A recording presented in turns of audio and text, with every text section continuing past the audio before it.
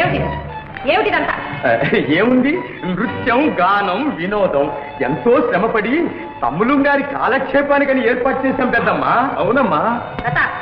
వయసులో పెద్దవాడిని, నువ్వే చిరంజీవిని పెడదారులు పట్టిస్తున్నావా? అదే లేదు లేదు పెద్దమ్మా, గండికోట ప్రభువులు కళాపోషకులని, తమ్ములు గారికి ఇవంటే చాలా ఇష్టమని. అవునమ్మా, వాళ్ళని మనం ఆదరించకపోతే మరెవళ్ళు ఆదరిస్తారు? వాళ్ళ బ్రతుకులు ఏం కావాలి? బాగుంది, చాలా బాగుంది. ప్రతాప్, ఇంకా మీదట ఇలాంటి కాలక్షేపాలు జరగటానికి వీల్లేదు, తెలిసిందా? అలాగే పెద్దమ్మా, అలాగేమ్మా. అమ్మా. నాయన జయంత్, నేడో రేపో నీ భుజస్కంధాలపై గండికోట రాజ్యభారం పడబోతుంది. నువ్వు ఇలాంటి వ్యసనాలలో మునిగితే రాజ్య రక్షణ ఏం చేస్తావు, ప్రజాక్షేమం ఏం చూస్తావు? చిన్నతనం, బాధ్యత మీదబడిన తరువాత ఇలాంటి పొరపాట్లు జరగవమ్మా. ఆ నమ్మకం నాకు ఉంది మంత్రి గారు. నాయన జయంత్, అమ్మా, మన గండికోట వంశానికి మచ్చ తీసుకురావద్దు.